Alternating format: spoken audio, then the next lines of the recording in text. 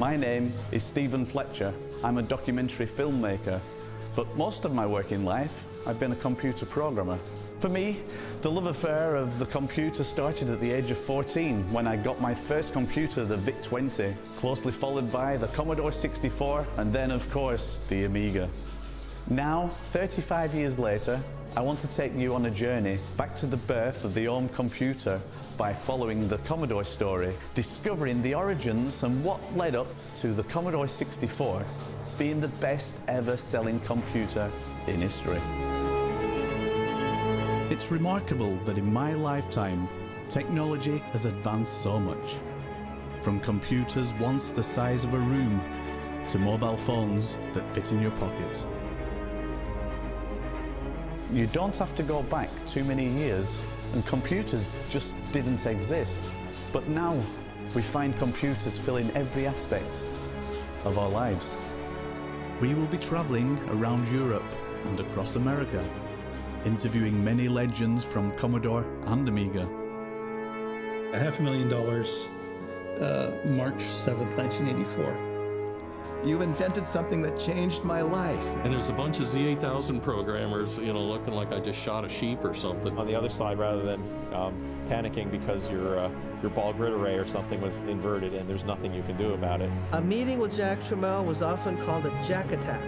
Do you ever get a jump where it's 10 times better these days? No. Welcome to RJ Michael's House of Construction. We will also be attending Commodore and Amiga events, plus retro shows to see how alive the Commodore and Amiga scene is in today's modern world.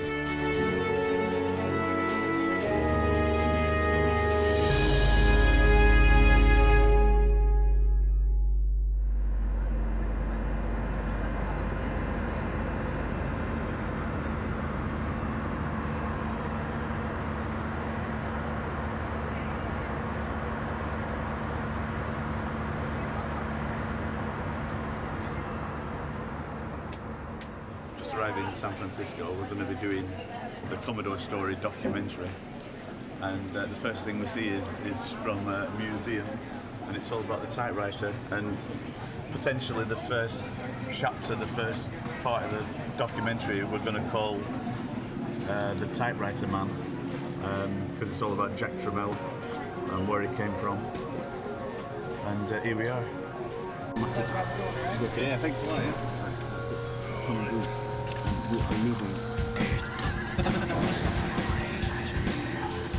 Right, all together.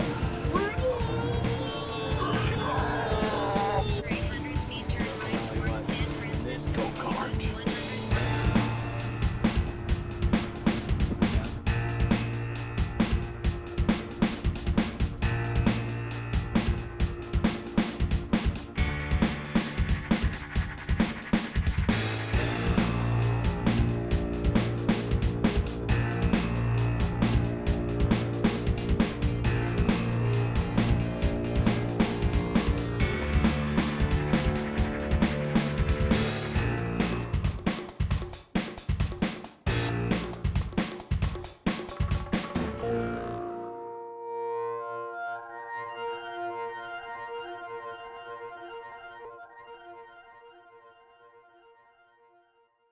My name's Leonard Tramiel, and I was involved in the personal computer industry for quite some time.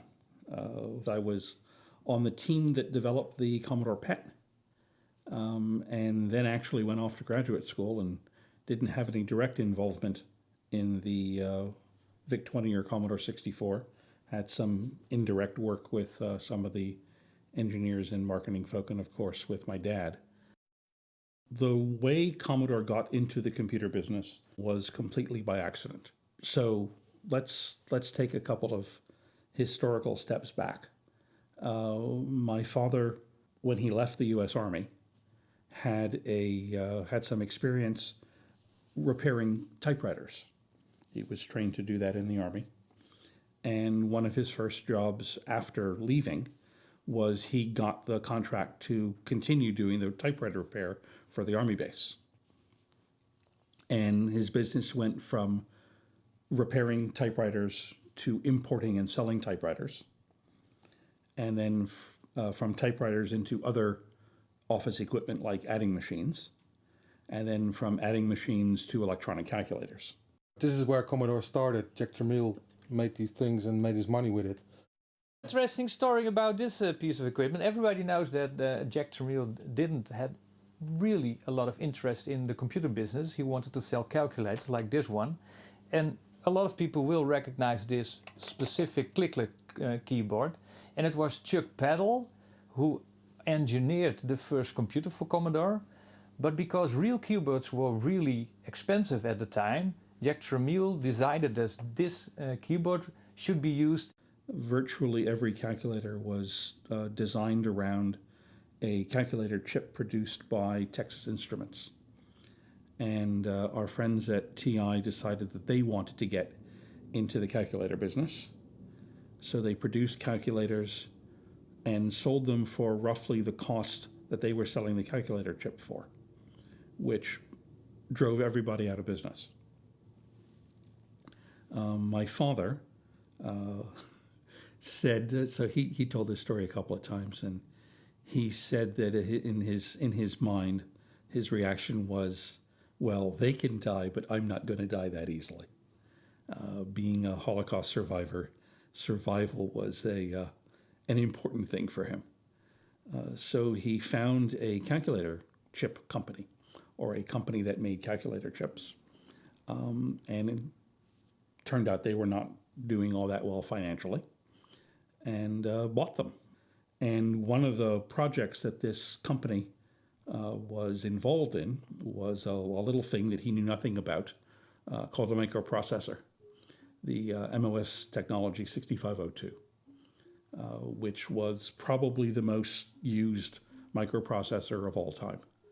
All the Commodore machines in that series, the PET, VIC-20, Commodore 64, all of those, all of the Apple 8-bit machines, all of the Atari 8-bit machines, including the Atari Video Entertainment System, and the Nintendo machine, all use that same chip, which is really quite amazing. You know, how do you make it work? You've got to have some programming going along with it, needs to have some memory, needs to have some I/O. So Chuck designed the KIM, which keyboard interface module, if I remember correctly. And it had a 16-button keyboard that allowed you to enter commands, program the thing in assembly language, or actually in binary, in hexadecimal code. Lots of fun, because that's the way all programming should be done. And that was the first personal computer I ever used. I had a KIM in my bedroom. MOS Technology was in Norristown, and I'd actually visited MOS Technology when I was in high school, and met Chuck Peddle and bought a KIM 1 directly from the factory. So Commodore, since they owned MOS Technology, I figured that was be a perfect fit for me. So when Neil gave me a call, I applied and got a job with the VIC-20 team, headed by Mike Tomchuk. Chuck had designed the chip as a first step in a process where he wanted to make, and this is going to sound pretty funny, he wanted to make household robots a thing. So the first thing he needed was a really inexpensive microprocessor.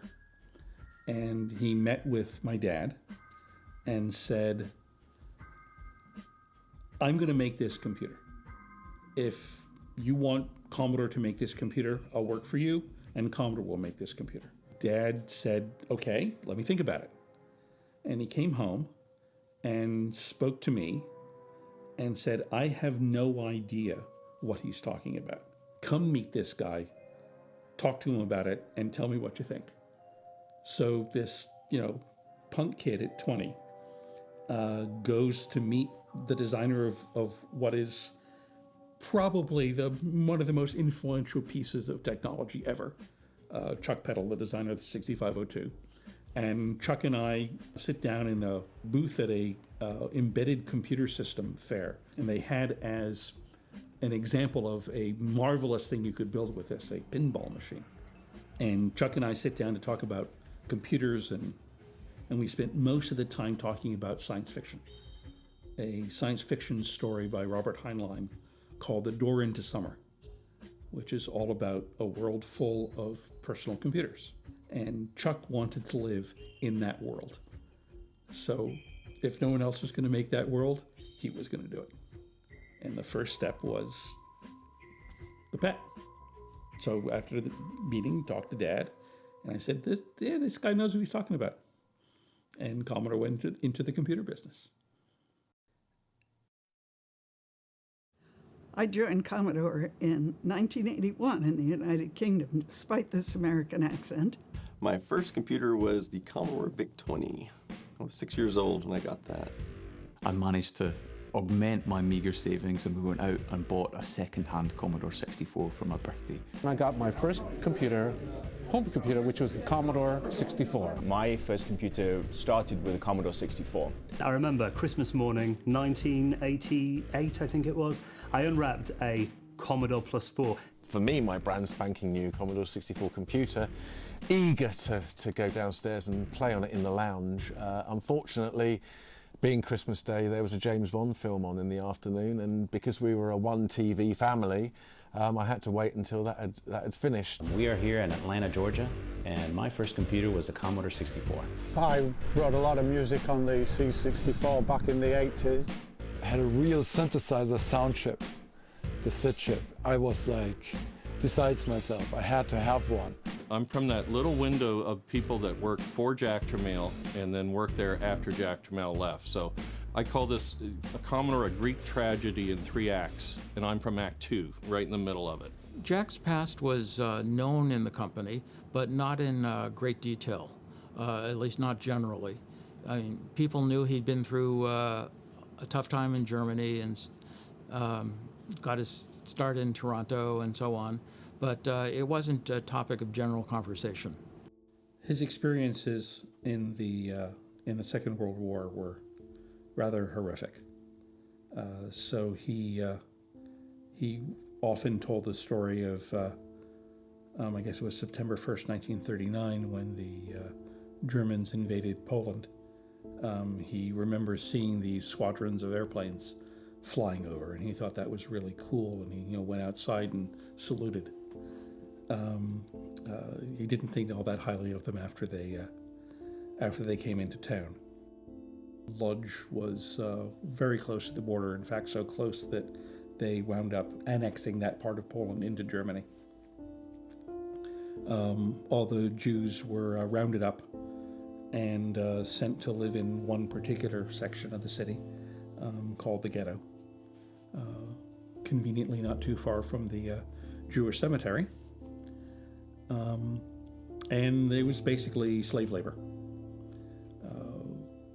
I don't actually remember what Dad did during the ghetto years, but it would have been, odd jobs and manual labor of some sort, because he was pretty young.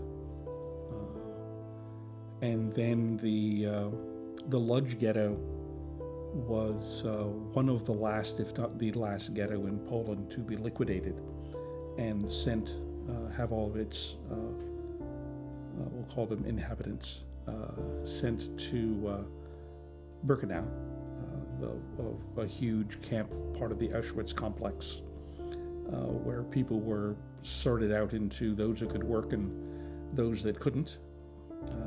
And those that couldn't were rapidly dispatched.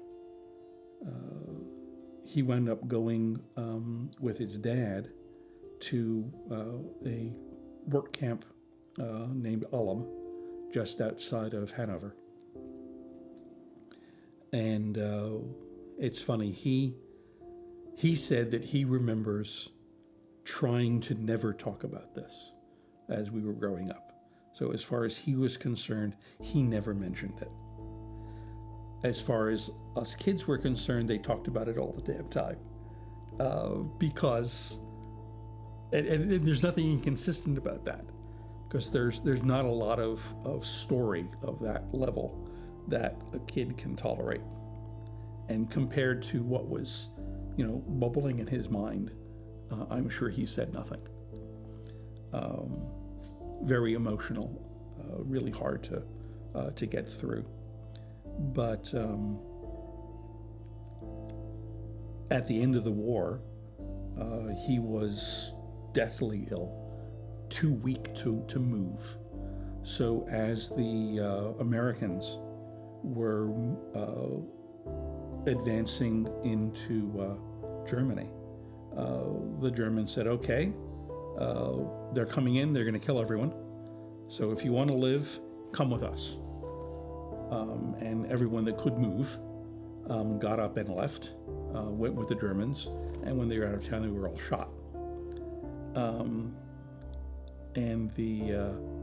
So Dad told this story that he remembers, and it's almost certainly not true, but he remembers this black American soldier, who he thought was about 7.5 feet tall, came in and busted down the door, looked around to see what was going on, and quickly got everything going.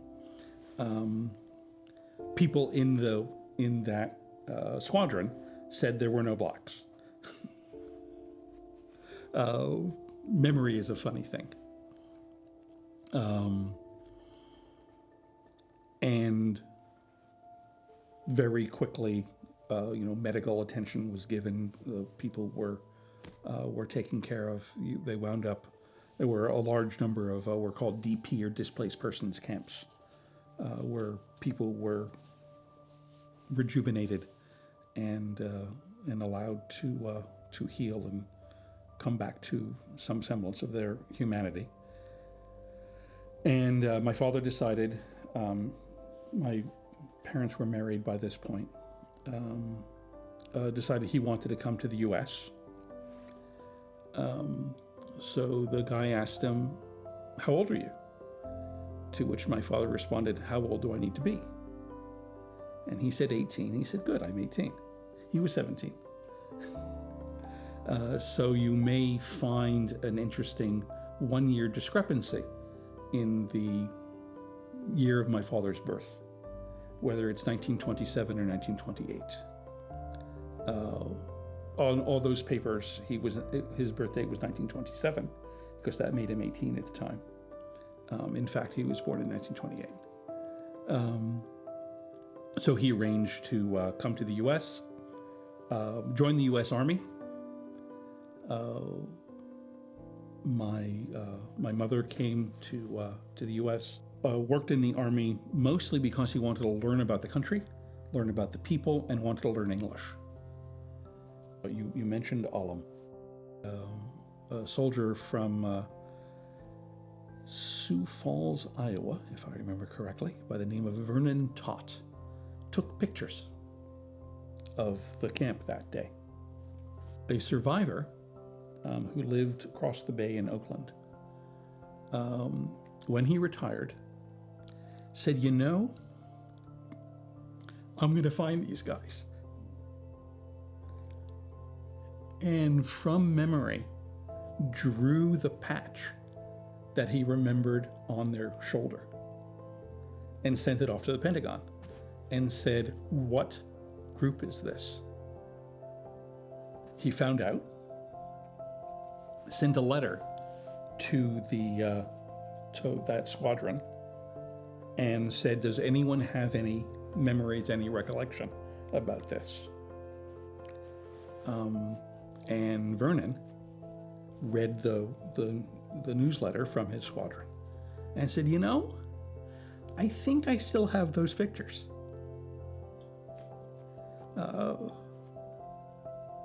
So there's a documentary called The Angel of Alam about that, which is pretty amazing. Yeah, we met Vernon in Germany. I did. My parents had met him, of course, before. But there was a ceremony for, I think it was it would have been the 60th anniversary of the clearing of the Lodz Ghetto. Vernon was in the process of dying of cancer. But he came to Germany and participated with us in this. Really quite moving.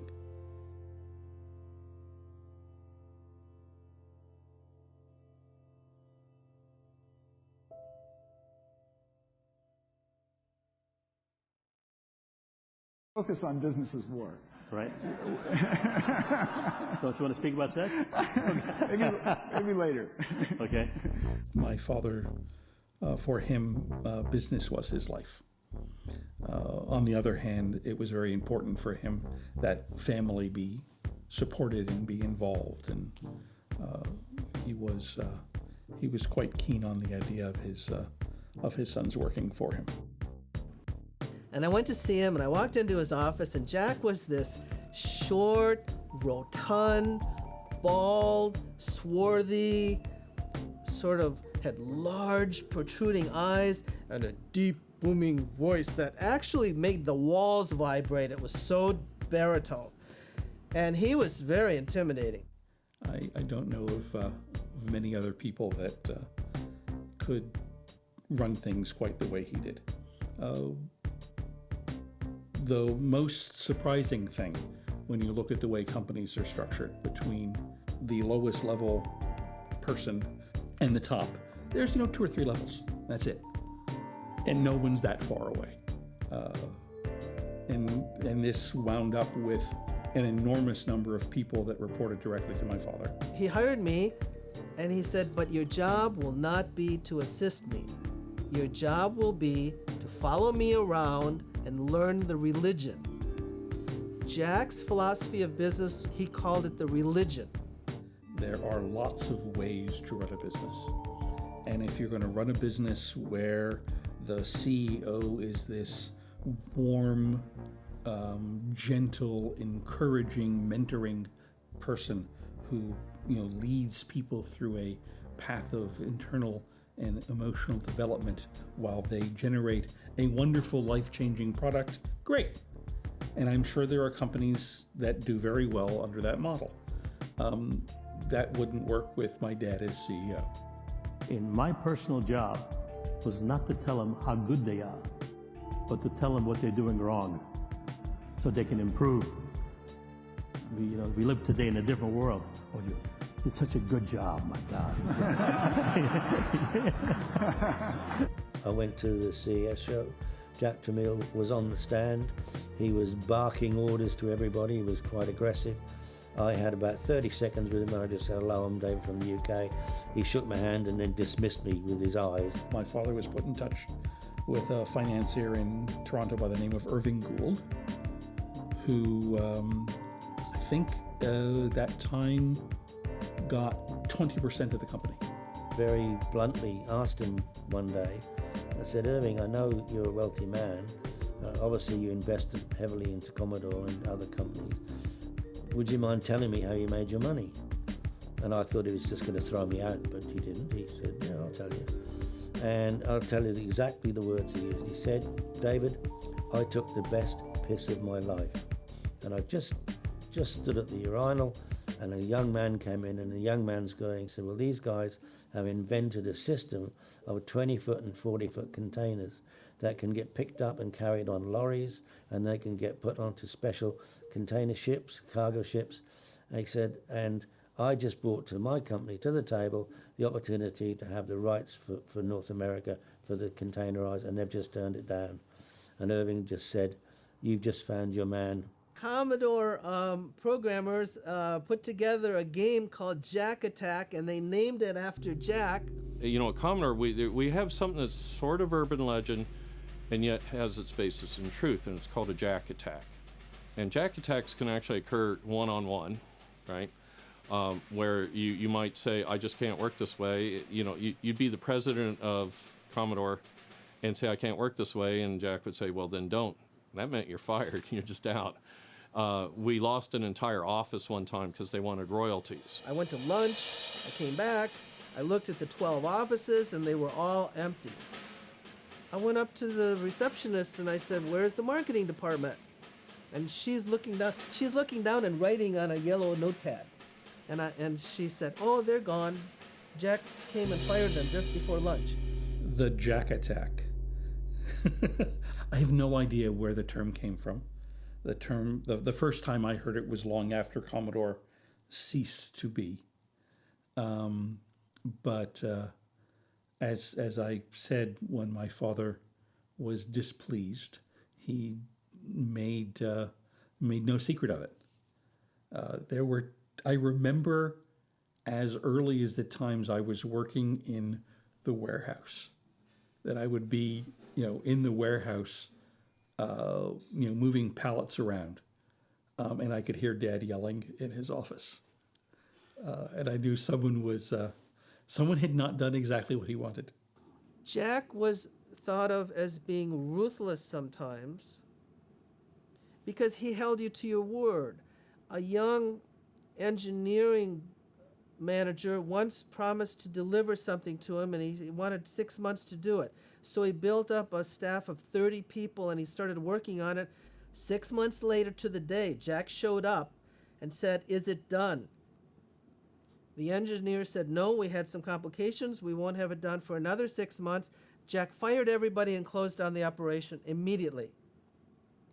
Later that afternoon, I was in Jack's office when one of the engineers came in, storming in. He was in his 20s. And he said, "I've been here for 5 years. I'm not leaving. I helped build this company.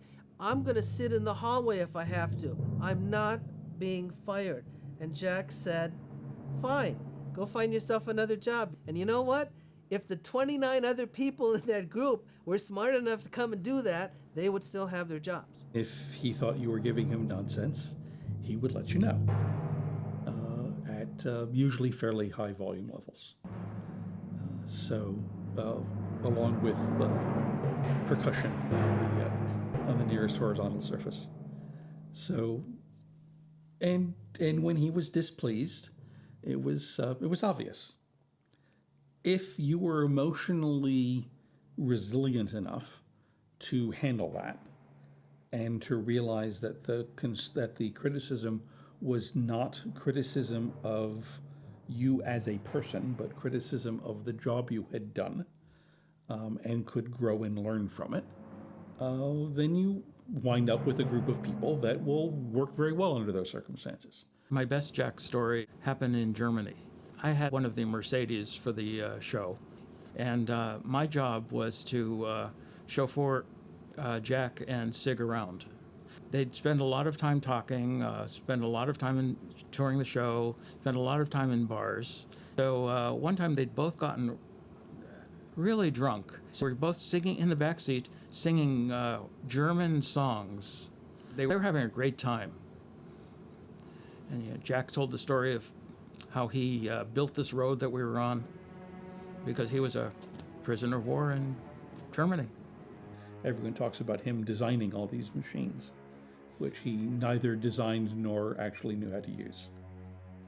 The first computer that he was actually comfortable using was an iPad.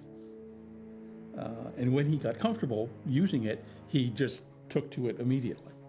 But he never learned to program, never was interested in doing any of that stuff. He knew it wasn't magic, but assumed that if he needed any expertise, he would just hire it, or he had a son that could do it for him, so he's fine.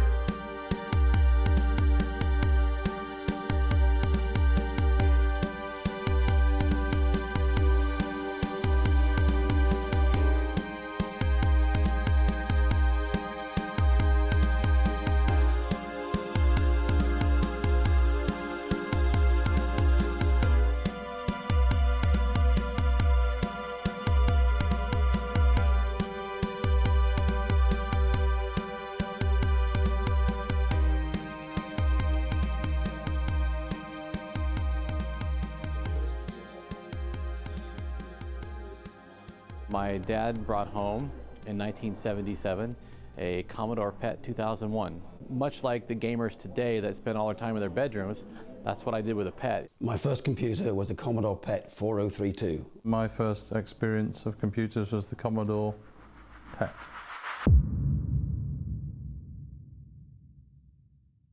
The Commodore PET has certain characteristic sounds when you get to know it. First of all, there's the sound and the feel of your fingers on the keyboard, the sort of crunching sound. A comforting sound, really, once you're used to it. Not like keyboards today, or even, God forbid, flat glass screens that make no sounds, where you have to put a synthesized sound in place. The actual touch from the touch typing was an important feedback mechanism for the machine. It was, as I think about it quite nostalgically, it was a very comfortable way. Chuck moved out to California, assembled a small team of people to work on the PET.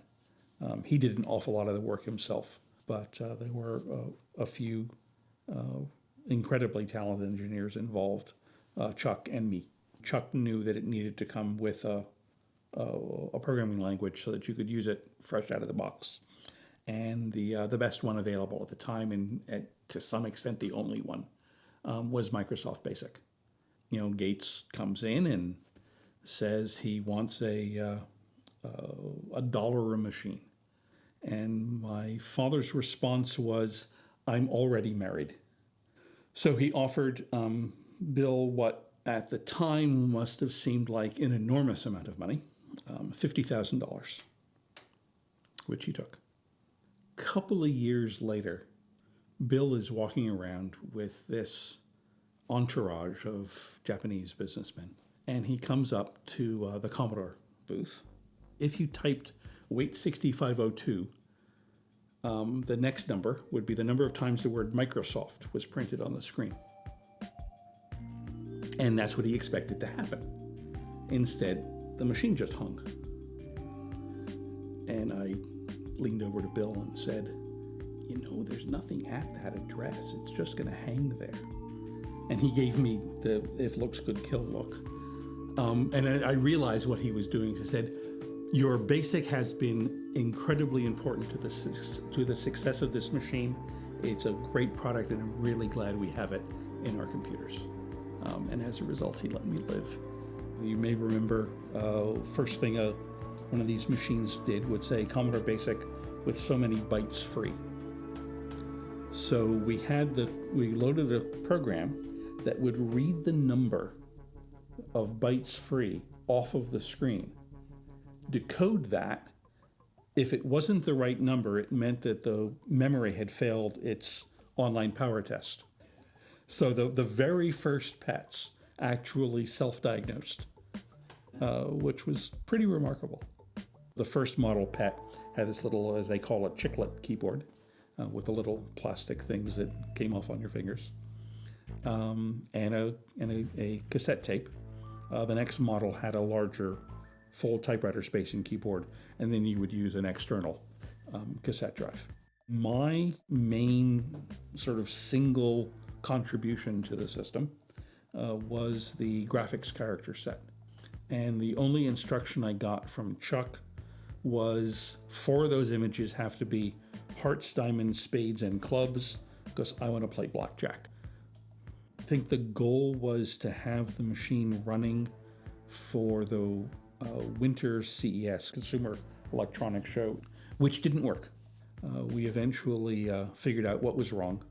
There was a resistor missing on the main circuit board. Otherwise, everything worked perfectly, but we didn't know that until a couple of weeks later. So enormous amounts of work went into meeting the deadline of these shows. Yeah, so there was a lot of pressure at that first Hanover Fair, so I guess that would have been spring of 1977. It was my job to take the PET. It got its own seat on the airplane next to me, which was lots of fun. Then we had to go through German customs. What do you mean this is a computer? Computers are tens of millions of dollars, and they're the size of a room. No, it can't be a computer. What are you talking about? We went back and forth a couple of times. In the meantime, we had missed the connecting flight from Frankfurt to Hanover. So we rented a VW microbus and drove from Frankfurt to Hanover. Took the PET, plopped it down on the table, plugged it in, and it didn't work. So on the phone, we had to diagnose what was going on and repair the machine.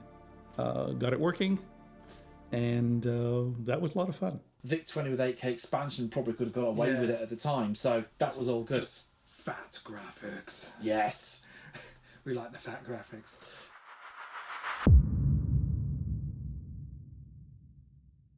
Was it 22? 22, yeah. Yeah, it was, I mean, the difference between the VIC and the Commodore's graphics, yes, the Commodore was better, but sometimes the VIC version is better. Oh, look at that. Commodore was a very international company. We were the third largest personal computer company in the world, but we were number 3 in the U.S., but we were number 1 in Europe. So as a result of having sold the Commodore PET computer, which was very popular, especially in schools. So here we were at this meeting, and it was a large room with about 25 people seated around a square table that was open in the center. So Jack came in, and the engineers, they wanted to do a color computer like an Apple. And Jack said, I want a small introductory computer. I want a small computer that plays games and for the masses, not the classes. And as soon as he said that, the whole room erupted. And everybody said, no, we have to do a business computer. We have to compete with Apple. We have to do a personal computer. We have to do larger computers, not smaller. And Jack said, I want the small computer, but you talk about it and I'll come back tomorrow. I'll have some business. So he left. Dad calls, and he says, the engineers have come up with a new machine. I'd like you to come and take a look and see what you think of it. Go to Chicago, go to the Commodore booth. So there's this little machine in a rectangular box hooked up to a TV showing all sorts of PET graphics, character set stuff, but in color. And that was the birth of the VIC-20. And that became the first generation of home computers, the first million-seller home computers that seeded the market. I came on as part of the VIC Commando team, which was the VIC-20 product launch team. So we launched the VIC-20 at the Consumer Electronics Show in 1981. It was a hit. It actually went on to become the first million-seller home computer. It's the first microcomputer of any kind to sell 1 million units. When we first got the VIC-20, I had to share it with my brother. It was actually my parents bought it for me and my brother. He's 3 years older than me, and we didn't have anything else. We just had the computer and a TV. So we didn't have any games for it. We didn't have any software for it. All we had was the computer and the manual. And so we started playing around, trying to figure out how to program in BASIC using the, they had some example programs in the manual, and it would teach you how to do things. And then, once I learned that, I started making my own programs. The VIC could be programmed, but it only had 5K of RAM memory. When you turned it on, the 5K shrunk down to 3.5K. 3.5K is basically one sheet of typing paper's worth of memory. Today we have gigabytes. The fat graphics really added to some of the shooters. They were just chunky but fun. Yes. And sort of the sound effects were just sort of raucous and just, well, you're firing everything out the sound chip. Why isn't it blowing up? But it was that good. The sound was massively loud through the speakers, thinking, is this real? Is this going to really happen? But that was how it was. It got your attention. Some massive, overly loud zapping sound that draw you straight in. Like, oh, playing this then. You'd always have to be wary of the fact of, oh, can this game run on an unexpanded VIC, or do I need 8K or 16K expansion? And thankfully, a lot of games companies realised that you didn't want to take a chance with the game and realise it didn't work, so they'd always put unexpanded VIC-20 in nice big bold letters on the cover. We wired up the memory externally to the VIC-20, and that gave us a full 8K of RAM to develop cartridges in. Once we got that, we could actually start developing more significant cartridges, more complicated games like Omega Race, Gorf, Sargon 2 Chess, the adventure games, and things like that. Couldn't do those in 3.5K, but 8K was barely enough. Some of our family members gave us some Christmas presents that were VIC-20 cartridge games, we got Omega Race and some kind of like Sea Battle or something like that. And Omega Race was definitely the best one, though. I still have that cartridge. The real winner, of course, was the Commodore 64. Yeah, so the Commodore 64, which was the natural outgrowth of the VIC, the same people that designed that VIC chip designed the VIC-2, which is what powered the Commodore 64.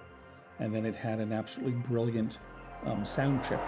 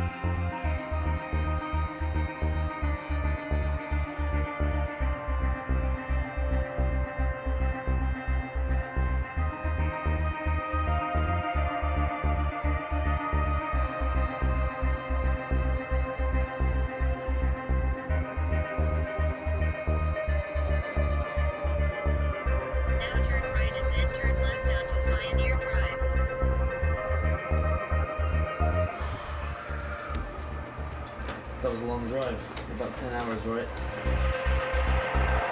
And the Commodore, with its sound interface device, or the SID chip as it's affectionately known, really bundled up a hardware synthesizer inside a home computer. And I knew then that that was a computer that I just had to get my hands on. A lot of the music on the games at that time, in the very early 80s, was just really awful. And we did a couple of VIC-20 things, and then we kind of went on to the 64, really, which was indeed, obviously, the SID chip. The Commodore 64 sound chip, it was a decade ahead of everything else.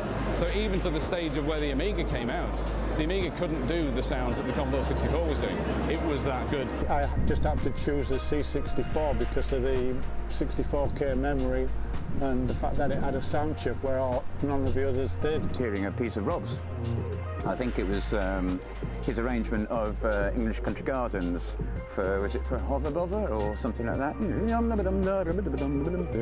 But it was a lovely arrangement and had some lovely little sounds and little twiddles in it. Commodore 64 was a huge eye-opener, and it was also a bit of an equalizer at home in terms of the different age groups getting people together and play a game, where the youngest in the family could beat the oldest or something, There was no internet at the time, or there was no easy way. Even getting to the library was difficult. It was very hard for your parents to haul 5 kids to the library.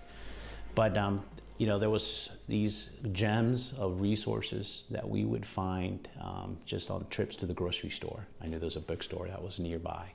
Bring a pad and paper and actually write the machine code myself, copy it, because I couldn't buy the book. And so I would sit there while my mom was shopping or while she was doing her thing. I would come home and have a piece of it, bring it to my Commodore 64 and have that stored, and I would have to wait another week to go by to get that next little piece.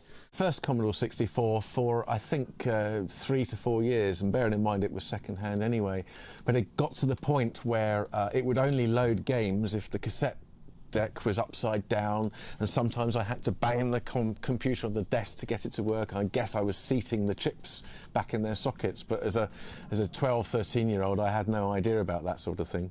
I've been a Commodore 64 fan since 1985, and in that time I've been involved in programming, composing music, running a disc magazine, and have also written a book about Commodore 64 games. Commodore 64 was an amazing machine. My best friend Sean at school, he had a Commodore 64, and I was a little bit envious. It's actually one of the newer ones that came out, the little, sleek-looking white ones. Joe Blade was a brilliant game on the Commodore 64. It was actually set in, the far distant future in the year 1997, when London had been taken over by thugs.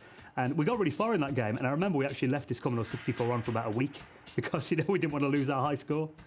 And when I got the Commodore, the technology of the sound chip meant that I could explore musical ideas that perhaps lay just beyond my technical playing ability. I was really into ragtime, for example, and I'd heard a couple of ragtimey kind of tracks in Rob Hubbard's soundtrack to Action Biker and then Martin Galway's soundtrack to Kong Strikes Back. And that was the point really when I realised that the Commodore 64 could be a vehicle for exploring composition and performance in a way that didn't necessarily rely on instrumental technique. I love music, and you know, we wanted to do something different with music. And I remember seeing this advertisement in one of the computer magazines from this guy, Rob Hubbard, who basically was, you know, I'll write music for your games, and I think he even posted us a cassette to say, you know, here's some of the stuff I've done. Eventually it clicked as to, you know, as to how it worked and what it was actually doing. And then once you get that stuff working without the computer crashing, then basically it was like Pandora's box opening up. I was thinking much more about the SID chip. It kind of became like a popularity contest, really. The more games you had, the cooler you were at school. And if you were that kid that would come in with that, you know, new game that had just come out in the shop on Monday morning that every kid in school was asking for, you'd be the most popular kid in school that week. Commodore gaming was promoted through the use of clubs. Whoever had the faster ability of doing or this would obviously be the winner. And whoever got the most points, we used to buy prizes as opposed to sweets. Obviously the Greek element would be buying a pile of souvlaki. At school there are lots of people with different machines. I had a friend who had a Spectrum, and I had friends who had the Commodore 64 as well, and we would occasionally swap games to try something out. I remember one lunchtime running home from school with Ghostbusters, the tie-in to the film, and playing that for about half an hour instead of having lunch. There was a real awful sample that was used on Ghostbusters, so it became apparent that you could do samples. Ghostbusters! What I wanted to do was try to find a way to be able to play a sample, not just a little speech sample with nothing else going on, but to get something integrated in the music. So distorted rock guitar was an obvious choice. What could I do sound, you know, with the technology to get more out of the sound chip?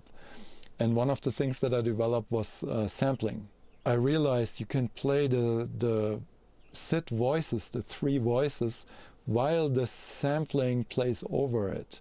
And that was a revelation. And they did it with the volume register. The Commodore 64 now was the one that myself and my brother, we sort of saved up our money. We worked overtime. We heard this machine was coming out and it was going to be the greatest, most wonderful new thing. And we saved up our money and we as teenagers and bought a Commodore 64. And my goodness, we were very happy with it. An absolutely amazing machine. What was the culture like at Commodore UK? Was it hard work? Was it a lot of partying? What went on? There was always partying. We really, I guess, supported the idea that you work hard and you play hard. As soon as David joined, I met David Pleasance when he first joined the company in sales. I was already there. And David was a master of creating interesting bundles for retail. Great program that was developed while I was there was international soccer. I walked past a computer store and I saw a game playing in the window, and it was international soccer on a Commodore 64. And there was color, there was sound, there was animation, there was graphics. I just had to have that machine. This game was unbelievable, and it was only possible because the 64 had sprites. No other computer had these programmable, movable objects.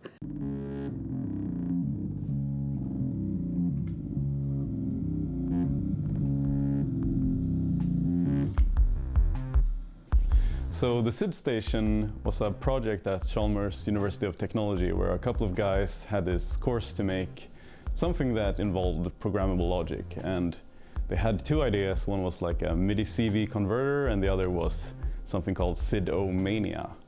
And SID-O-Mania was a synthesizer based on the SID chip. The SID station is a tabletop synthesizer module, so it's got a few direct controls that control just sound parameters. It's got a few things for entering tables and stuff that you would do on a regular Commodore 64 in a tracker, but in a hardware box. Hey, there's this company called Commodore hiring. I need to get out of here. And so without really knowing who, I was saving my money for an Atari 400. I couldn't even afford an 800 back then.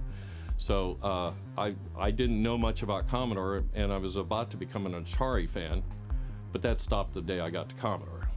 We brought this Commodore 64, and it was totally amazing because, you know, we had a PDP-23, I think it was, and the boss was very, you have to be very careful around the PDP-23, and here's Bill with this Commodore 64, and you can type in load, $8, $8 or whatever, but, you know, it would give you a disk drive and a directory and all these things.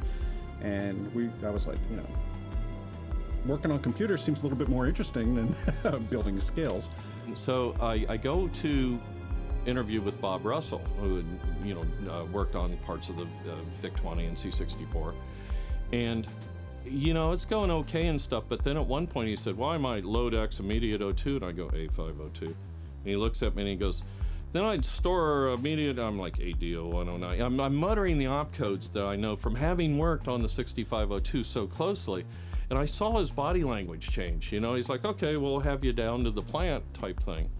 Well, he phrased it so nonchalantly, just swing by the plant. I thought I was going for burgers or something, right? So I don't even bring my resume. And I'm in like corduroys or something when I swing by. And first thing I do when I go to interview with Shiraz Shivji, who was the guy who's either going to hire me or not, he had his desk turned around the wrong way and I didn't notice it. So I walk in and plop myself in his chair. And he walks in and has to excuse me, you are in my chair. Oh, all right. And then he goes, where's your resume? I'm going, I didn't bring one. And it's over. The interview's over at that point. But now Frank Hughes stops by, the guy I did work. He goes, oh, Shiraz, I got it. So he brings it in and I'm starting to, kind of hit my stride talking and stuff.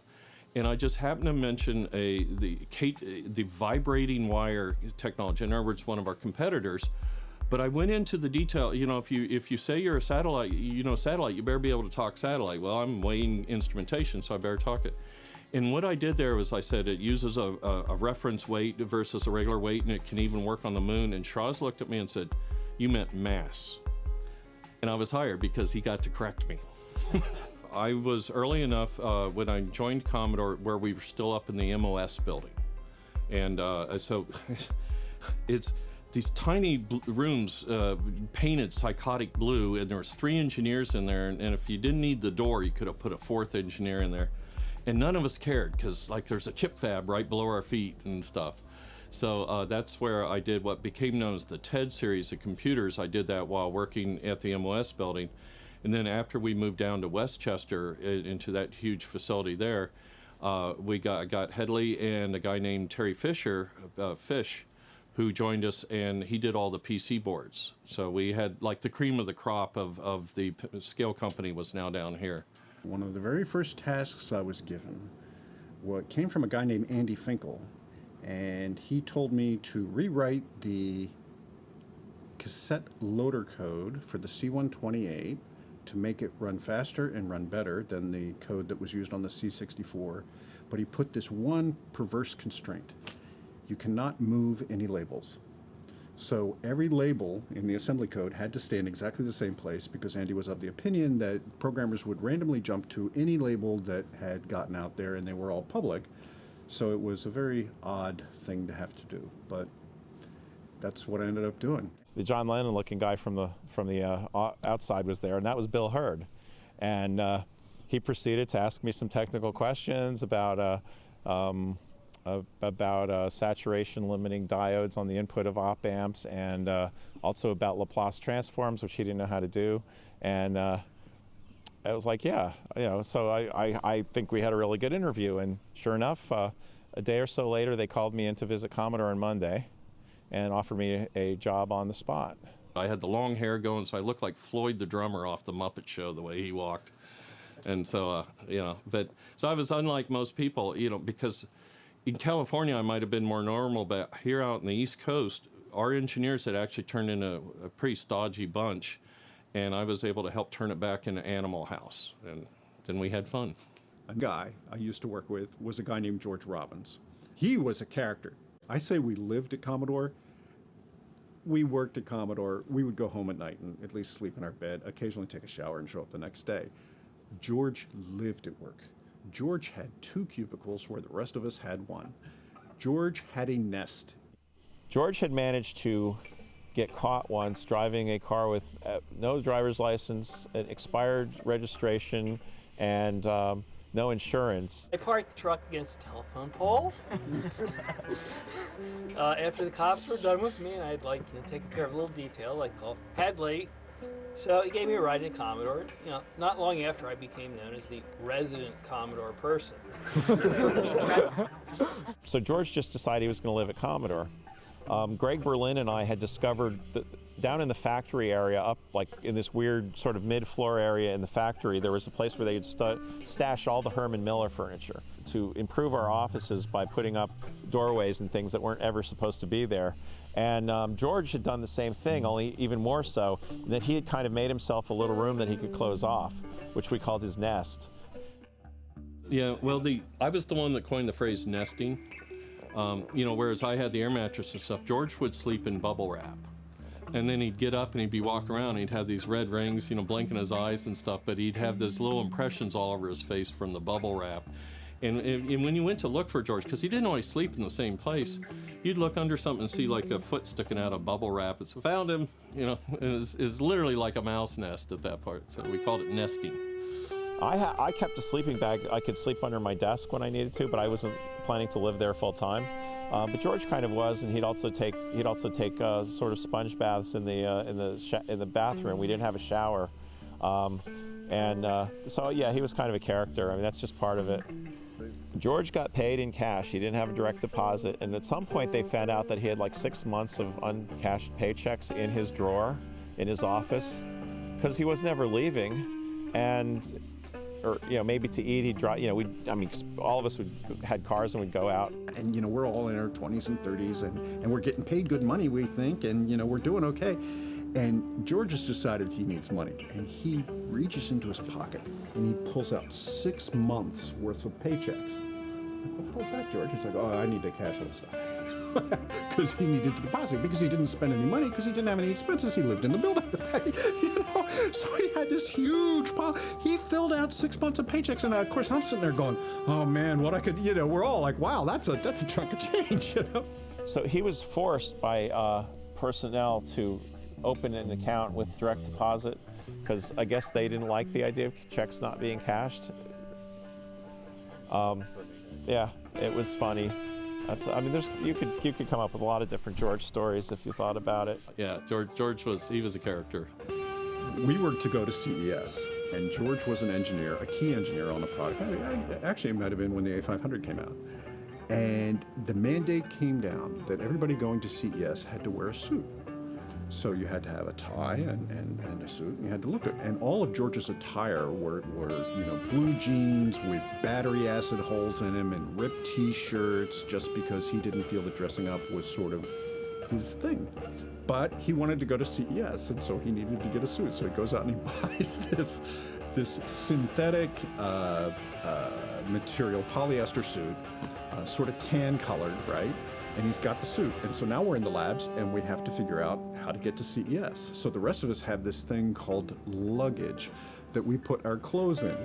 But George doesn't possess any of this, so he's not sure exactly what he's going to do. So literally he takes a grocery bag and he jams his suit in the grocery bag. And he rolls the grocery bag over, and then he puts duct tape on the outside of bag, and this is his luggage. So he takes this thing, and I'll never forget, sitting there in Las Vegas waiting for the luggage to come down, and it's coming down, and here comes Roland George's bag. So then, what happened? Well, it's a polyester suit, and it's been all scrunched up and compressed. So he puts the suit on, and now the sleeves are like up to here, and he's got this wrinkly suit on, and he shows up. And so management finally said, George, you don't have to work the booth, you know, you don't have to wear the suit, you know, go see CES, and they never really fought him on that again. One of the best engineers I ever worked with. It took a few years to get around this, and now I have my own car and my own house. And I don't live in Commodore anymore, but I love it anyway. Commodore stock went through the ceiling. The Commodore stock went up and split a couple of times. In fact, Jack and his 3 sons had a tradition that whenever the stock went up 10 points, they would all stop and share a bottle of Dom Perignon champagne. And I'm privileged to say I was with them several times when they did that. That was pretty cool, and it's a kind of an interesting symbol of the growth that we were achieving. We were not just growing the market. We weren't just giving millions of people a computer that they couldn't afford before. We were also making a lot of money for investors and showing that this was a profitable enterprise. Jack Tramiel had done his Apple killer. It was the Commodore 64. He's done with Apple. We used to say, Apple who? I mean, that was it. They were cooked in our book. And it's true. And we did 27 million C64s, whereas Apple II might have sold 5.5 million or something. So we didn't need another game machine. What Jack wanted was Sir Clive Sinclair's spot now, you know, and he had the little Spectrum and things, and he's like, I want him next, right? I want that. And so the C116, if you saw it when Schroz pulled it out and showed it to me, it was this big. It was the Raspberry Pi of the day. It was supposed to cost $49. It had chiclet keys, but it had 121 colors, had built-in sound all in one chip. It was basically a chip with a computer built around it, which back then it used to be just lots of chips, right? The company got more and more successful, and more perks came up, like, as my father called it, the pet jet, although it probably should have been called the Commodore 64 jet. But that didn't sound as good. Irving would demand use of the pet jet whenever he could. And Dad didn't like this. It did not fit with his, morals of what the right thing for a company asset to be used for. Then there was the one with the full-size keyboard, and TED meant text display. It was supposed to be a business machine. You want to play games, get a 64. As a matter of fact, the price is completely different, right? But we're not trying to compete with ourselves. So Jack had that focus that he knew what he wanted to do with the market. I think both Commodore and Apple had in 1983, so the CS was in January of 1984, had just each cost $1 billion in annual sales. As I like to point out, Commodore doing it with machines that cost a tenth as much as the Apple machine, so a few more machines being sold. An argument going on between Jack and Irving upstairs in the booth, and I was there and suddenly I was on the demonstrating, and suddenly I got somebody came over and said, "You've got to come up and explain, the +4 to them." So I went up and I didn't really know Irving. I knew Jack a lot better, and so I went through my spiel, explaining what it was, what we wanted it to do, how it was going to prop up the price of the C64, and they both, the people in the room listened, and then I was dismissed. There was a celebration for Commodore's, I guess it was 25th anniversary at the time, or 30th, if I do the math quickly. And Dad gave Irving an ultimatum. and said, you can't use company assets as if they're your own. As long as I'm president, you can't. You have to stop. So either you stop doing it or I quit. To which Irving said goodbye. And Dad quit.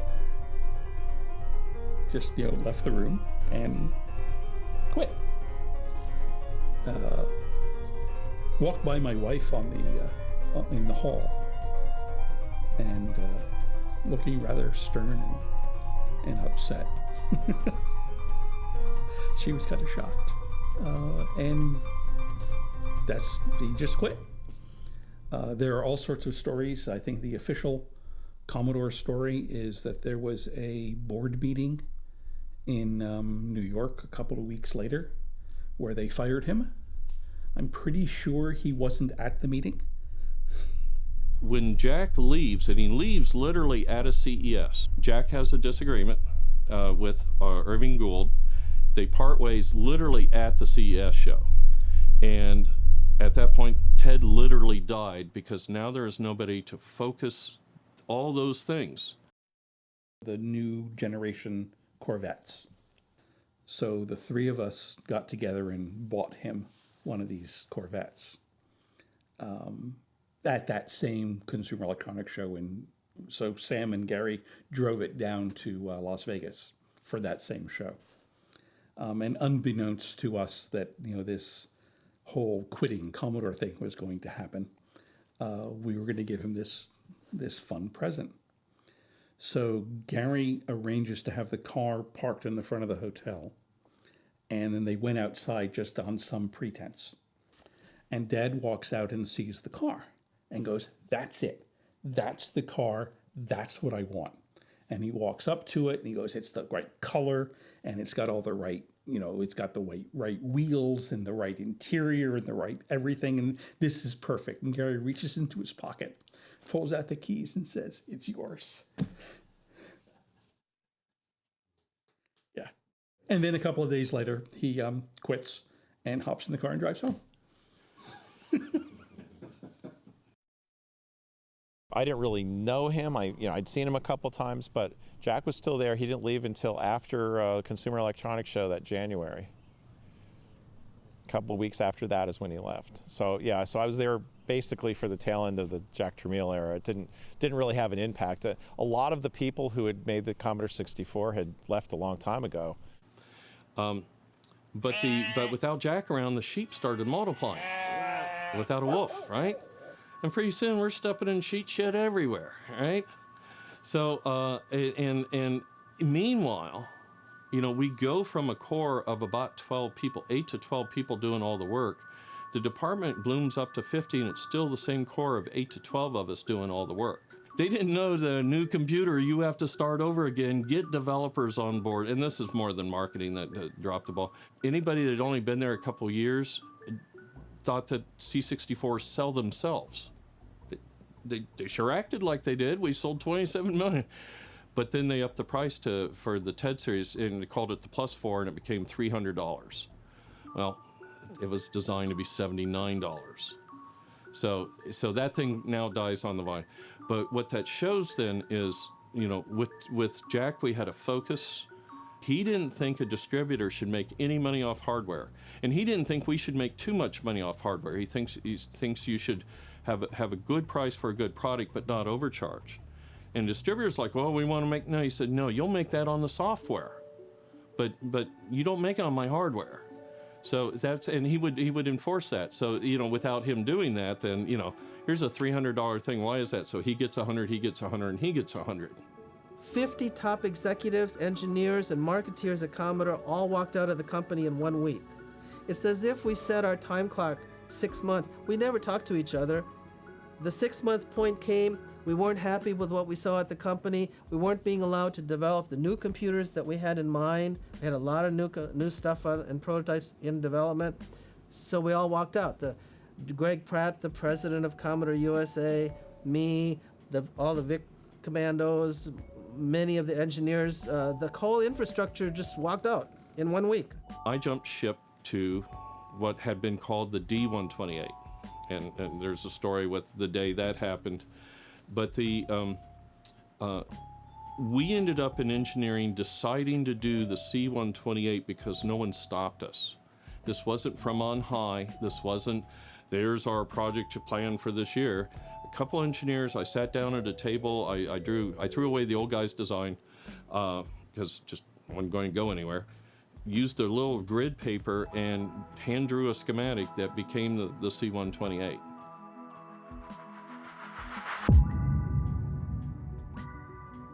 And as we'd show it to management when we get a certain distance, and they're like, "This is great. I had a great idea." And I'm like, "Yeah, I need another guy on my team." "Well, yes, you got it," you know.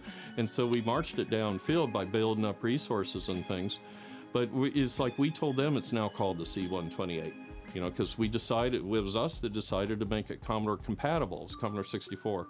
And we hadn't said 100% compatible. That was marketing once again, drifting through the picture like they were in a drunken haze and saying, "Oh, it's 100% compatible." Well, no, never said that, but we'll try. Yeah, it's hard to say. I think a lot of people just like the idea of, you know, it's bigger, better, faster, more, but it also runs my old programs. So I don't have to keep a Commodore 64 around. You know, which is, you know, that's a significant thing. The 128 was there to fill a gap, right? We needed something for CS, and we know the Amiga's coming. I'm actually one of the people that they brought, and I looked at the spec and said, "Why are there tanks instead of business icons?" So we saw the 128 as just basically, if the main thrust of the Allied forces was the Amiga, it was me and my crew went up to the mountains and held the mountain pass for the winter. You know, that's kind of how I look at it. And so the 128 was only meant to sell 1 year. And, you know, I know we sold, I don't know, 6 or 7 million of them at least. And that was, you know, more than most people, you know, most companies were selling as far as a single model of a computer. It didn't match the, you know, the 20-something million of the C64, but nobody else did either.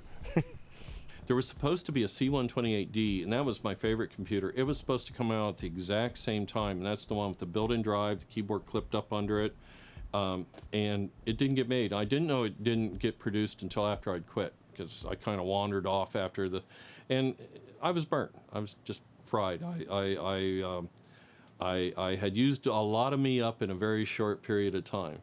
Do you know the hole in the wall story? Have you heard the hole in the wall story? Oh, tell us it then. Okay, so the hole in the wall story. We as you know, we were working very hard and didn't need delays that we didn't need to be there in the first place. And Commodore found a new way to throw one in front of us. And I moved into this one room where I had this big emulator, and on the weekends they would turn off the air conditioner, so I would wear a headband and no shirt, and I would have to keep washing it off about every 20 minutes with spray because I would drip sweat on it, right? But nonetheless, it was my room, and that's where I did my work. Then one day I show up and the door's locked on the weekend. Oh, this is inconvenient. So I climb up over the ceiling, I get that white crap all over me, and I open the door, right? And we put up a sign that says, "Don't lock this door, there is no key for it," because, you know, it was a brand new facility for us, and they never ever turned the key over, we figured. Well, the security guards can't resist a door that can be locked, and locked it again. Climb up over it, get the white crap all over me again, put a sign that says, "No, don't lock this door, there's no key for it." I might have said assholes or something. So finally, it's locked again. They said I punched through the wall in one punch. It was actually two. One for the inside layer, one for the outside layer, to where I could reach in and unlock the door. Right? So by the time I've got it open, now I got the white crap all over my arm now instead of me, and there's a bunch of Z8000 programmers, you know, looking like I just shot a sheep or something. And the next day, they locked the door again. So I had to put a sign up said, "Look, assholes, there's a fucking hole in the wall, stop locking the door." That's the hole in the wall story.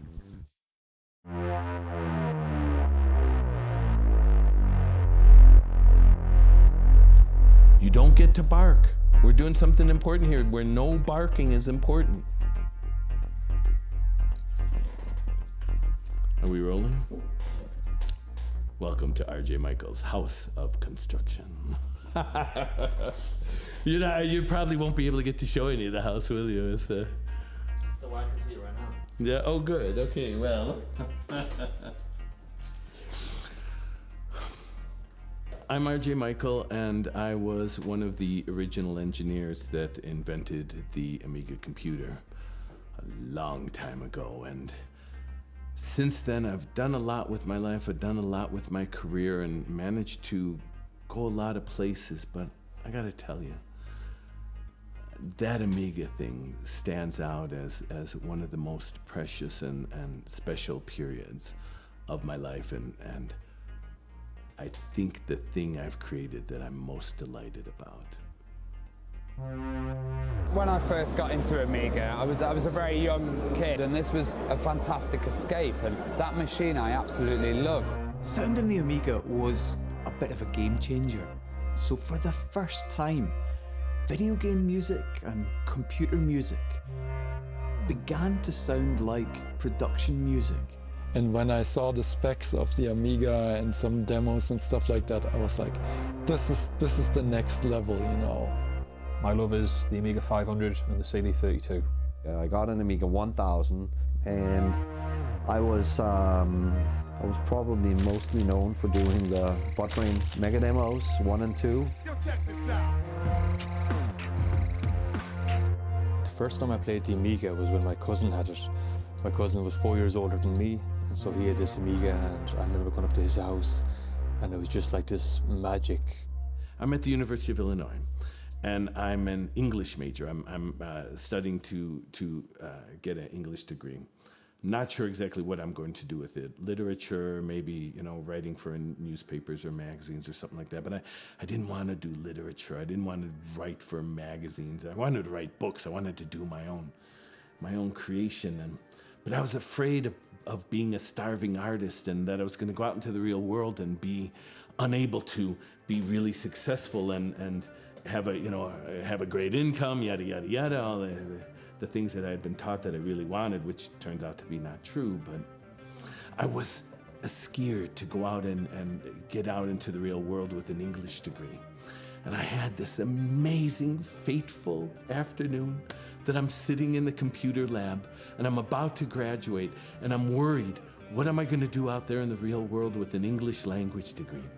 And I'm sitting there in the computer lab worrying, what am I going to do? What am I going to do? And then I'd take a break from my worrying to play some of my computer game, the Star Trek game that I'd played. And I'd play the game for a while, then I'd stop and worry, what am I going to do with my life? What am I going to do with my life? And then I'd play the game and I'd worry, what am I going to do with my life? And finally, hey, I know I could do this stuff. And realized all of an instant in one afternoon that really my calling was to go off and to do software engineering. In roughly December of 1982, Dave Morse convinced me that I should, come work with him at the initial Amiga. Actually, it was still High Toro at that time. It was named Amiga, I think, a few months after I got there.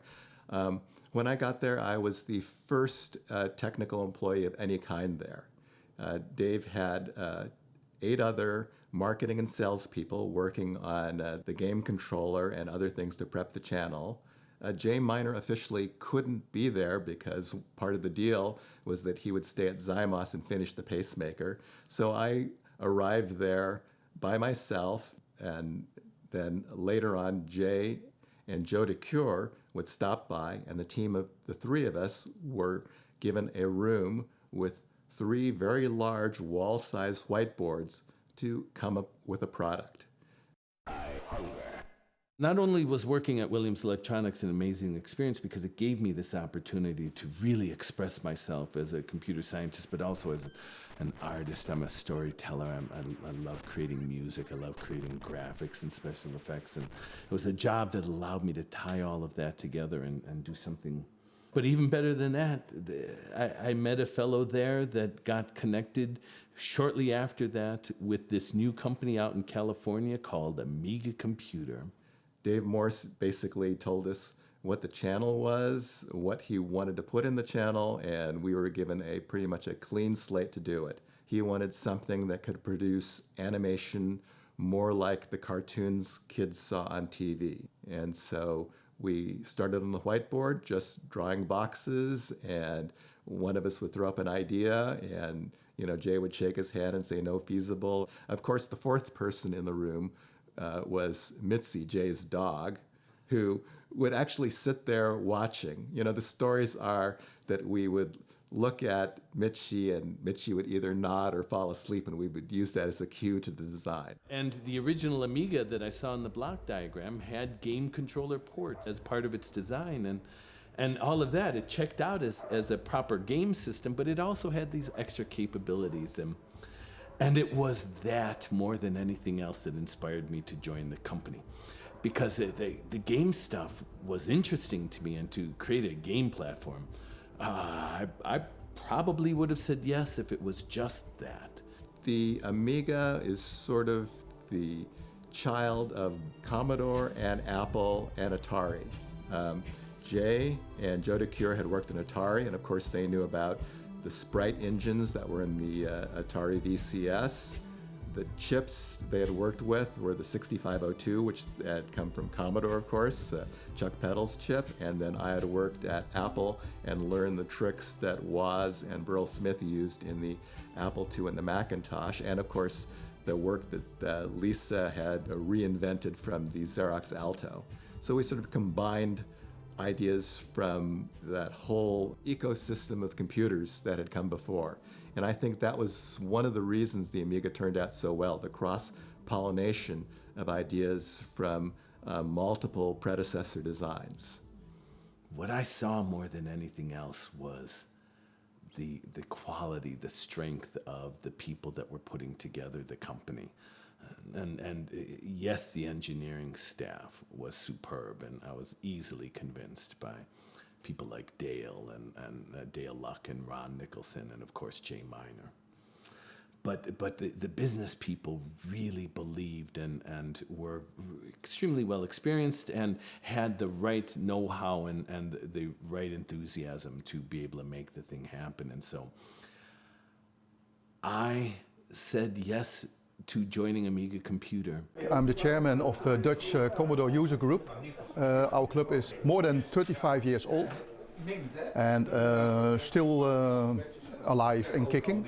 I like to collect old computers, mainly Commodores. We have almost 400 members, and our club meetings are visited by, I think so, about 50 till 100 visitors every time. And 6 times a year we are here in Maarsen, in the Trefpunt, and it's a very nice place to be because we have a lot to do with innovation.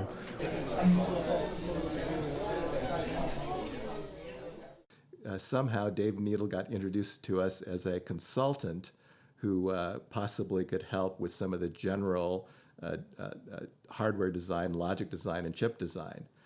He came to interview, and actually they didn't like him at the first interview and sent him away. He sort of begged his way back in, basically because he had seen the whiteboard and decided that that whiteboard was better than anything else that he'd seen to work on. When I joined Amiga, I originally joined with the graphics staff. There's a fellow named Dale Luck who was in charge of the graphics development for the Amiga, and I joined to work for him and to work on graphics.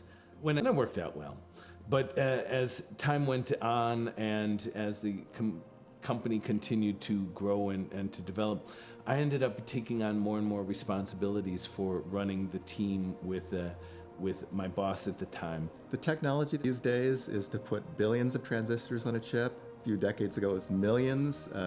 Back when we were designing the Amiga, putting several thousand transistors on a chip was a very difficult task. In retrospect, we were trying to do a project that was nearly impossible for the team size that we had had. All computers at that point were switching to being user interface oriented. It was no longer good enough to have a computer where the user had to type cryptic text into a text window and command the computer to do things by knowing the right instructions to give. The new world was one where it was a graphical user interface and you interacted with it with your hands, and it was a much more rich and enriching sort of environment that needed to be created. And the Amiga had everything except that. The Amiga did not have a graphical user interface capability. And so at that point in my career, I quit being the director of software engineering for the Amiga Computers company. And instead, I went back to work being an engineer, and I spent about 7 months developing the user interface for the Amiga that I called Intuition. We'd have these big wall-sized pieces of plastic that were essentially the layout for the chip. And we were trying to put several tens of thousands of transistors down by hand and get it correct. An engineer nowadays would say, without design tools, that is impossible. You will never succeed. It will never work. So if you believe them, the Amiga chipset is an impossibility that we managed to successfully create. Now, we also had to do this in a reasonable amount of time. Several thousand transistors, a startup company has a certain amount of funds. It all came down to the trade shows, and in particular, the CES, the Consumer Electronics Show, where it was make or break time for Amiga. We had all these other interesting little novelties going, but the truth was that we either delivered or we were going to run out of money. The money that we had going was good seed money that would get us to the point where we had something working, but we had to go further. We had to find additional investors and turn it into a real system. And the way to get additional investors was to show people that what we had thought we could get working was actually working. And the place to do that was at CES, at the trade show. And so it became one of those deadlines for us, as CES was all important, that it became make or break for us, that we knew that the investors, that the companies that would be interested in this and would show enough interest that it would inspire the investors to give us the money that we needed, that we had to have a good showing at CES. And at the same time, the company really was starting to run out of money, seriously starting to run out of money. And I had already started to become part of more of the executive half of the company at that point. And so I was privy to a lot of the conversations they were having about how desperate things really were and how tight money was becoming.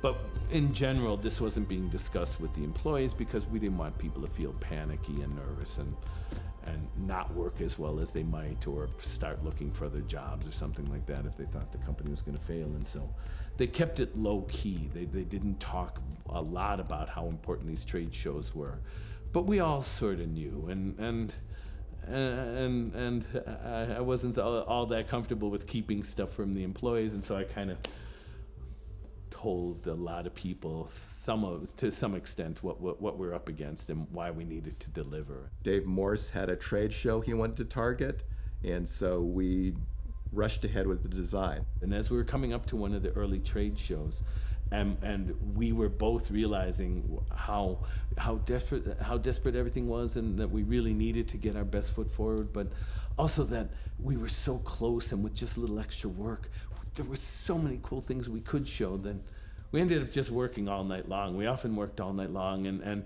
Dale and I got into this thing where we would start playing rock music real loud in the middle of the night to help keep ourselves awake. And when you had to do something like queue up a 5-minute compile, instead of sitting there and potentially falling asleep, you would stand up and dance. And the two of us would take turns standing up and dancing 3, 4, 5 o'clock in the morning in the software lab to keep ourselves awake while we did our work. And the Led Zeppelin was blaring loud, and we're dancing. And finally the day came that we lost track of time, and our coworkers start showing up to the office, and there's this loud music blaring out of the software lab, and they go back there to look to see what's going on, and there's Dale and me dancing and dancing. We got the reputation then for being the Dancing Fools. That's where we got that nickname. Dale and I were known as the Dancing Fools at Amiga because of that. What we did at Amiga was unprecedented. The strange hardware rig that we put together to create the effect of the Amiga computer. We got lots of little parts that were individual NAND gates and registers, wire wrap them together, and try to get them running in order to find out if the logic circuits that we had drawn on paper actually work. Something as simple as an electrostatic shock would wipe them out.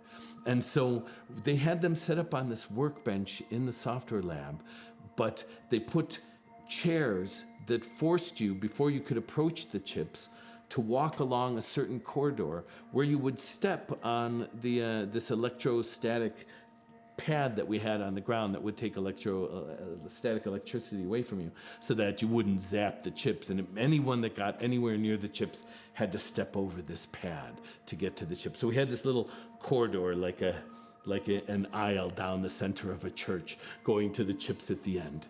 And even better than that, these chips, the output of the chips, we needed to make available to everyone that was in the software lab where we worked. And so we had these massive cables that were the graphics and audio output of these chips. And we ran them up into the air, and then they draped across where the electrostatic pad was and went off to the rest of the software lab. But where they draped across the walkway, they draped down because it was loose, and it made you kind of stoop a little bit. And so as you would approach these Amiga stacks that one day would be the Amiga computer, you were obliged to walk down this one corridor, and just as you got up to the stacks, you had to bow. You had to bow your head in order to get under the wires, and it was like this religious experience that you would go through to approach the hardware. And little did we know at the time that it was, in fact, quite a religious experience that we were creating not only for ourselves, but for millions of people out there in the real world. My part in that was I actually hand-wired the original 2 motherboards for the Amiga. I did get one working, and that was the one they used primarily to test the first set of breadboard emulators for the chipset, and that was the one that we took down to one of the major trade shows, the Consumer Electronics Show in Las Vegas. Everyone in the company worked their hearts out to get us to these trade shows and to have not just the technology, but the best marketing presentation we could make. And the geniuses with the booth that we put together for CES was just remarkable. It was an amazing thing that had enough goodness on the outside to inspire everyone. But if you were lucky enough to get an invitation into the inner sanctum of where the actual Amiga demo was going on, then you knew we were in for a real treat, because, man, that Amiga demo was so cool. A lot of people who saw the demo thought that we must have a fairly large mini computer or IBM mainframe in the next room emulating the output they saw, because they said you can't do this in anything that would, fit inside a personal computer. Our sales and marketing team at Amiga were just overjoyed with the success that we had, and they decided they're going to take us out and give us this amazing dinner to celebrate the fact that we had such an awesome first day at the Consumer Electronics Show. And we did. We ate a lot of spaghetti and drank a lot of Chianti. It was wonderful. But then after that, Dale and I were talking on our way back from the dinner, and we realized there was still so much more we could do, and that if the first day was a success, the second day could be even better if only we worked a little bit harder. And so the two of us, instead of going back to our hotel rooms, we went back to the CES trade show, and we talked the guards into letting us get back into the booth. And the two of us sat down in that booth, and we stayed up all night long, drinking warm beer and working on the demos to make the demos better, so that on day 2, not only were they great, but they were even a little bit greater than great. I mean, it added just a little bit more extra pizzazz and wonderment to it. Towards the end of the chips being fabricated, I think we actually got the chips back, and they all worked. Money was not available anymore. Stories that later came out that both Dave Morse and Jay Miner took out mortgages on their house. I had only heard that later. I was actually still working on 64 and +4 things, and I was working with various companies like Infocom to help them port their stuff to the C64 and the +4. But they all seem to have a secret project going with some unnamed computer company who, the locked room type stuff. And while I was there hanging out with them, there were things that they would not talk about. Atari was in the process of losing $2 million a working day. And they, I don't know how, contacted Dad somewhere in his trip. I think he was in Singapore or something like that, and said, please come to New York. We want to talk to you about buying Atari. And Sam said, we just bought Atari. Come home now. That was an interesting transition. Graduate student in physics, honeymooner, vice president of software for a Fortune 500 company. I hate to say it, but I've never pulled this punch before. The way that Atari did business back then was miserable.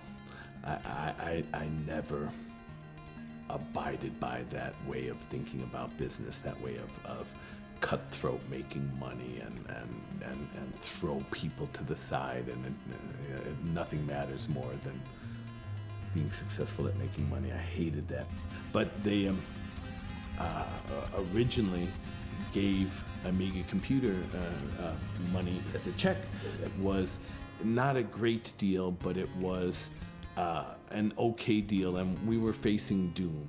Everyone was finally resigning themselves to the fate that Atari was going to get our baby from us, and that we would all be out of jobs, and that this thing that we have dreamed of for all of those years was failing. And at the last moment, when it seemed that there was no hope left, suddenly out of the blue came Commodore to the rescue. And Commodore found out what Atari was offering us for the company, and Commodore said, "Oh, we can do much better than that," they said, and they proposed a very nice, rich dollar amount for the company that sounded great to all of us. It was this awesome moment of negotiation where they offered us, I think it was $4 or $4.25, something. I don't remember the exact number now, but Dave Morris, our fearless leader, turned to all of us and said, okay, well, here's the offer. Do you accept? It's better than zero. It's better than Atari. And everyone that reported to him said, yep, sounds good. Accept this deal. And then he turned back to Commodore and said, no, not quite enough. We're going to have to pass on your offer. And I was like, oh my goodness. To have the courage to have a gun pointed to your head like that and still say no to the best offer you'd heard so far. But they offered him, I think it was originally $4, and they offered him $4.25, something like that. And he said, okay, and the rest was history. Commodore bought the company, and Atari's attempt to get their hands on the technology was foiled, and Dave Morse returned the check to Atari, and I've heard recently that Atari still has that check.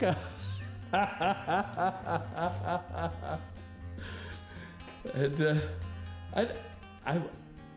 I would like the check, but even just a photocopy would be lovely. Yeah, so I guess we have Amiga Corporation's account number on the back here. So yeah, $500,000, March 7th, 1984, to Amiga from Atari. I discovered that it was the Amiga and Commodore had just bought them. The folk at Atari, and this is presumption, they certainly didn't tell me, thought, all right, we'll fund these guys, and they'll make a nice machine, except they're not going to be able to pay us back. So if they don't pay us within 6 months, we own the technology. And Commodore infused our company with cash. And suddenly overnight, we were productive citizens. We had powerful big computers that we could use, and we had mag tape drives built into the computer so we could back up our work on a nightly basis, and all this miracle stuff happened that made us more productive. Right after the purchase happened, within less than a month, my group was actually sent out to California to work with the Amiga guys to get it ready for launch. We were doing things like printer drivers, device drivers, application software, just generally filling in where they were light on people. They themselves embraced the Amiga as the next generation that Commodore needed to go in. And so it was this match made in heaven where, oh, it was great, the business was great, the hardware was great, our development environments became great. You had the development team in Los Gatos who had created a product that they thought would be a game machine. They could not produce it for the price that it would take to compete in the games market. And Commodore acquired the company because they needed to move quickly into the next generation of computers. And you had all these sales and marketing people on the East Coast with totally different ideas, and there was quite a bit of friction. Amiga in California had this amazing technology that just needed to have a little bit of the low-cost computer from Commodore and the high-tech technology from Amiga and put that together to really come up with an amazing combination. Everybody in Los Gatos got to go to the launch as a reward. We had this last-minute substitution of Graphicraft. Graphicraft was a very early edition, had some bugs, and one of the bugs that still wasn't being tracked down was the flood fill.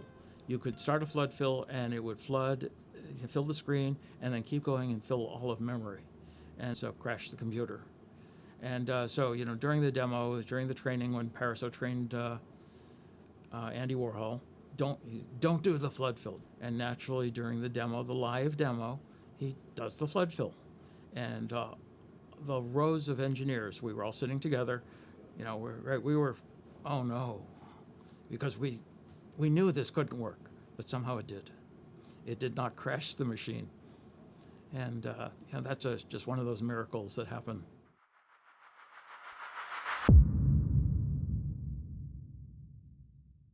My first job was to make the PAL version of the Amiga 1000. And so I was the token guy from Commodore in Westchester, Pennsylvania, that had to go talk to all the guys in Los Gatos and say, all right, we got to make a PAL video output from this computer because the first Amiga was only NTSC. Well, revolutionary at the time was its multitasking. A lot of the internal concepts, libraries, devices, and so on, were just much more advanced than most home computers had at that time. I'd heard about the Amiga coming out, and I was like, you've got the developer docs and a photocopier? I have to have them. The 128 was launched that summer, and then Amiga in the fall. But I wanted to find out about it, and there were these green books you could sign out. You had to put your name on them, and they had serial numbers and everything because they didn't want this information getting out. And Bill Hurd got one, and I think the night or maybe the night after Bill Hurd got his, I stayed late and photocopied the whole thing so I could learn it.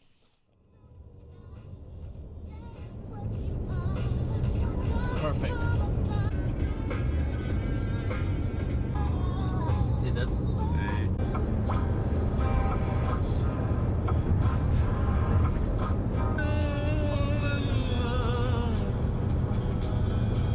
The Lonely Mountain.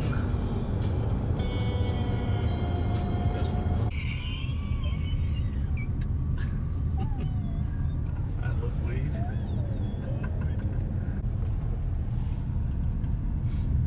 Turn right. Yeah. Here we go. Oh, this is awesome.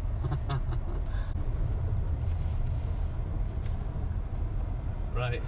Oh my God. Look at that.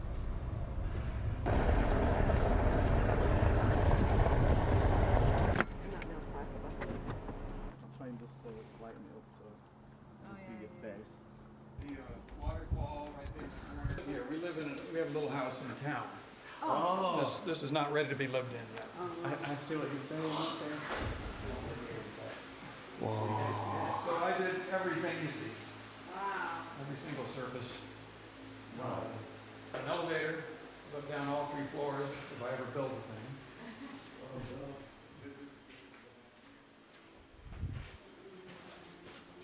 Deal with the plans. They said, it just, it's too complicated. So I said, okay, I'll build a model and you can go by that. So I did. I built a model of the whole thing. And they took the measurements, direct, a 1/4 inch equals a foot. Everything in the model is actually to scale. Oh. And then I had it here in the house, and a bear got in before I had this door and destroyed it. So this was a Didn't bear like that the did design. that. I don't know. Yeah, that I did Defender of the Crown on is sitting in there. All right. These big speaker boxes there on the other side of the screen. And cold, so it heats and air conditions. And then it flows down into the lot with underground 5 feet down where it's always 59 degrees. Yeah, wow. So it'll heat and cool just for the price of the electricity. So I flew to Commodore headquarters in Westchester, Pennsylvania, and grabbed one of the executives, and I had a copy of my Saucer Attack game, which looked pretty professional. I had nice packaging and stuff. On the basis of that, they gave me developer status on the Amiga. I still had to buy one. They didn't give me an Amiga, but they gave me all of the tools that RJ and all Dale Luck and everybody had written in order to allow people to program on the Amiga. And went home and immediately started doing graphics that neither I or anybody else had ever seen before. I saw Defender of the Crown. It was, as I remember it, a full colour spread of the castle scene with the catapult of Defender of the Crown, and it blew my socks off. It was a complete game changer. To see something so beautiful, so artistic, and almost photographic from a computer was something that I had never seen before. And my mind was made up that I obviously needed an Amiga. Defender of the Crown was the scenario was written by Kellen Beck, and he approached Bob Jacob, who was a producer at the time, with the idea of doing one of the first Amiga games as a cinematic game based on the movie Ivanhoe. That launch of the Amiga 1000 in Europe was pretty amazing. And that really started it all. And because of those relationships that I had both with the factories and the vendors in the Far East, the engineers in Westchester, Pennsylvania, the engineers in Los Gatos, California, and all the customers for the Amiga in Europe, that's what brought me to the alignment of the planets that got the Amiga 500 to say, okay, let me see if I can get this to a point where we can dramatically make a difference in terms of the cost of this product and make it available to a lot more people.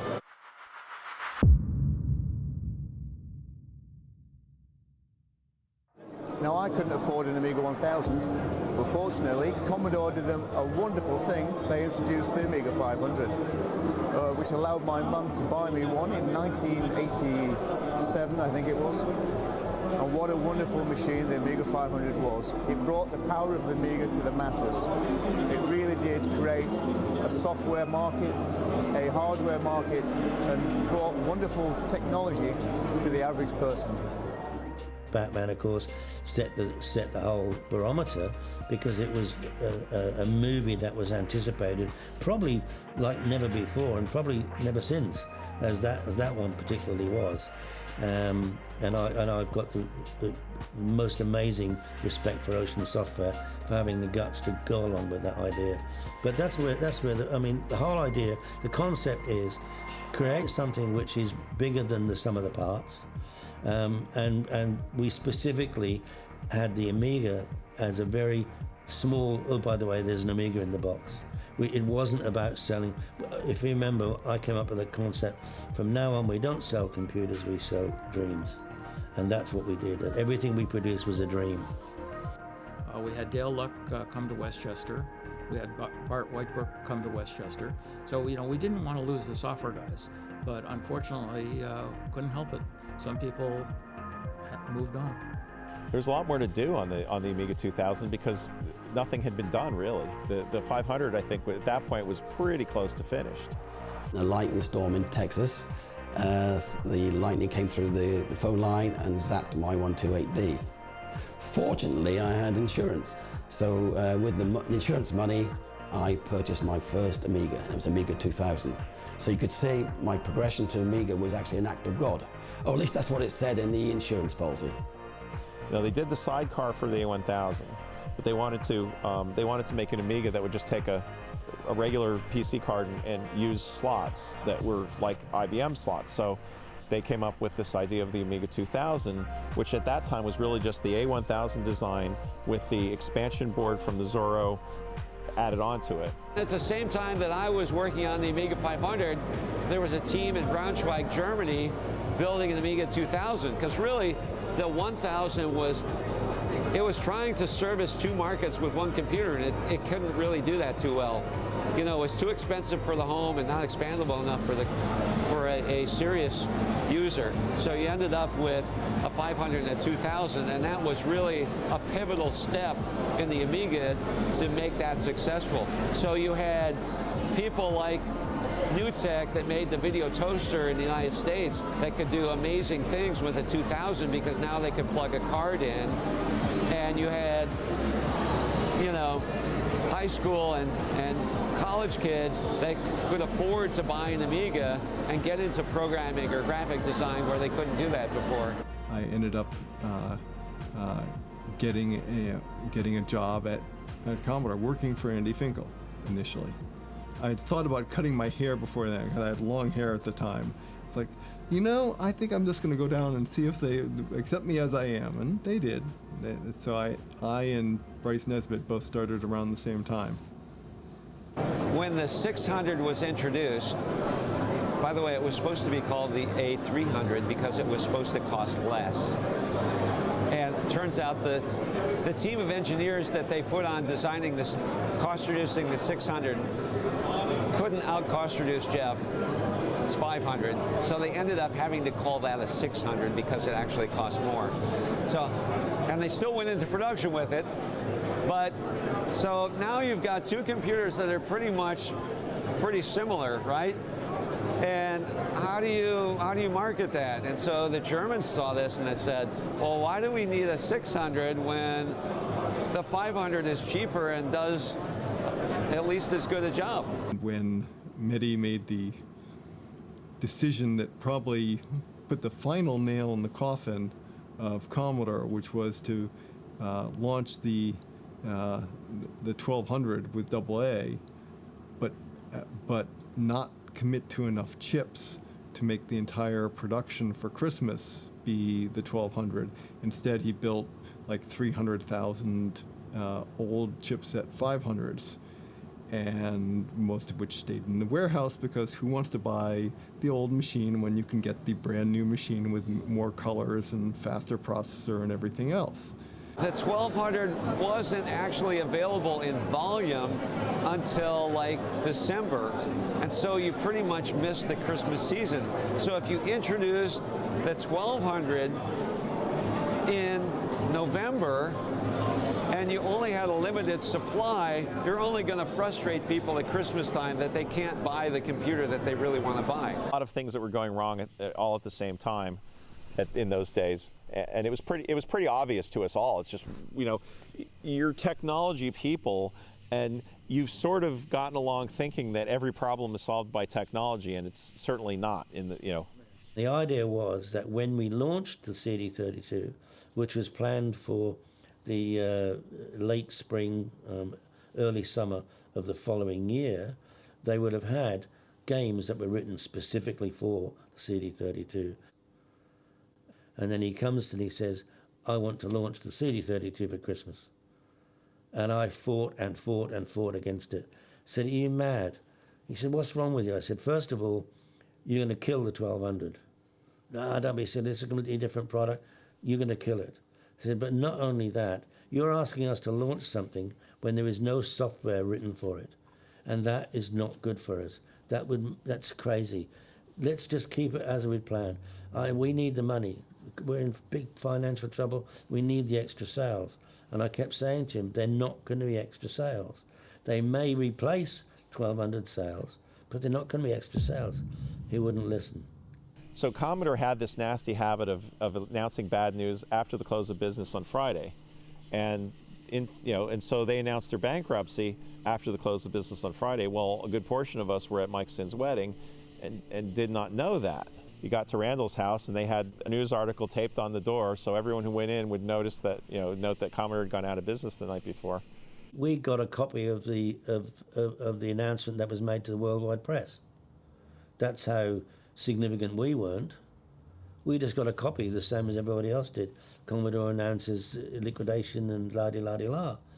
And they hadn't even got the guts to pick up the phone and say, thanks for all your help, but, it didn't work. We're declaring bankruptcy. But there again, I'm not surprised about that.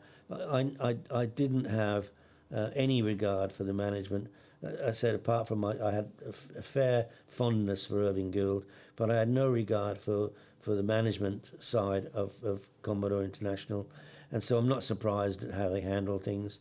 I left before the end.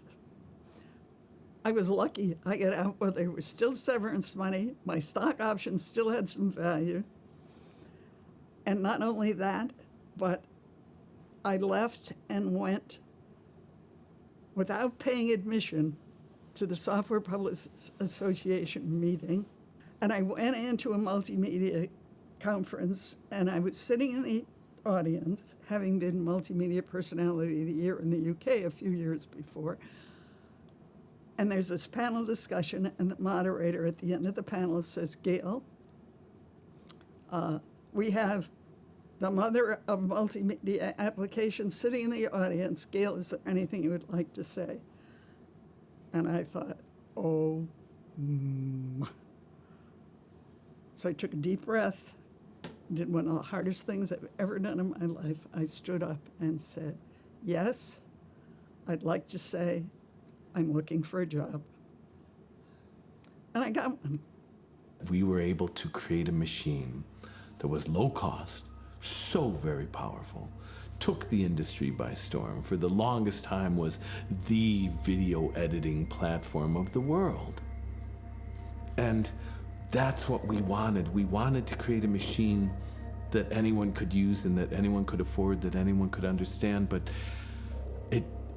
I didn't know that we would be as successful as we were, and how many millions of lives we ended up touching with the thing that we had created. And I often get emails from people who say something like, hi, I just wanted to drop in and thank you for that Amiga computer thing that you did. It inspired me to get a job in computer graphics, or it inspired me to get a job in commercial development or game development. I get these wonderful letters from people that each and every one of them is like gold to me. It validates what we believed from the beginning, that we could create a machine that would open up people to new capabilities that they had, and to reveal to themselves the sorts of things they might be able to do with their lives. And we were so successful at that. I'm delighted to say, I'm proud to say that part of our mission we were able to accomplish. I'm at Amiga 32 Germany, and just bloody look at it. How many people are here? It's just absolutely crazy. They are still showing brand new software. They are writing for a computer that I developed 34 years ago that I thought would merely be a museum piece. And the gaming industry and the Amiga fans have kept it alive in a way that I could have never imagined. I think that 8-bit sound is the musical equivalent of candy. It speaks of childhood, but it speaks of something more. It speaks of a kind of uplifting, joyous celebration of everything that childhood represents. It's safety, it's warmth, and above all, it's fun. Yeah, there has been quite a nice retro revival over the last few years. There's constantly games being released on, like Steam and other platforms that recreate the vibe of the old days. And I sometimes look back and think, if I'd have known this stuff was going to last this long, I'd have probably taken it a bit more seriously. This crazy room with 500 plus people here in Germany, 30 years later, celebrating that amazing computer and the technology that went into it. You'll have this purple throbbing Amiga monster in all your houses controlling everything. Let's get rid of these Macintoshes and these PCs and iPads and all that. Let's go back to the roots of Amiga. We started a YouTube channel called The Guru Meditation, named after the famous Guru Meditation error you get when your Amiga crashes, and we have a sense of humor. My name's Mark Kale, I'm from System 3. What does Commodore mean to me? Well, it means passion, and it was a life changer for us. All our best games came from the Commodore 64 and the Amiga. And they can look back and say, oh, I had one of those, or I wanted something like that, or so it's really fun for me to be able to share what I have with everybody here. Well, my name's Andy Spencer. And I'm Dean Payne, and we are the Retro Computer Museum. Next year, March 2018, the Home Computer Museum will be open in Helmond, the Netherlands. Me and some friends even visiting the Amiga 30 in Mountain View, California, because why not? And then to England, Germany, and everywhere was like crazy. I'm that passionate about Commodore and Amiga that I engraved my iPhone with the Amiga logo. We're currently in Cardiff, in Wales, attending the Aeon DevCon 2017. I'm hopeful that the work we're doing and the work the community is doing as a whole will ensure the future of the Amiga for the next 10, 20, 30 years. And I'm going to make sure that my grandson knows about Amiga and actually will have his own. I'm here at Revival 2017, the Rivals, with that Dave Perry from Games Master on stage behind me. I went on to the television shows and began doing TV, and to this day the Commodore Amiga is still my favourite gaming machine. My time with the Commodore 64 was usually at my friend's house. I used to go over there every day, every weekend, play some games. There was this lovely shiny beige bread bin sitting on the table with a few games. How little they knew what was going to happen for the next 30 years hence. This is the 1541 Ultimate 2. What you can do with this is you can connect an SD card or a USB flash drive to load Commodore 64 games. Yeah, I think right now we're looking at about 4,000 Ultimate 2s that are now in the field, so that's quite many. They wanted to spend their 50p's and £2 and £3, whatever, I can't remember how much these games were. And they wanted to make this device do something. So that doesn't exist today. I got my first Commodore 64, and it was the first release of the 64C, so I had the slimline model to begin with. That slimline model I still have, and it still works to this day. 64 Bytes is a series of short videos released weekly that introduce various aspects of programming Commodore 64. I keep the actual C64 here for occasional testing, even though I do most of my development on the modern computer. And I keep this old TV here because it actually has a really blurry picture. And so it's actually helped me redefine some of the graphics a little bit to make them a little easier to view.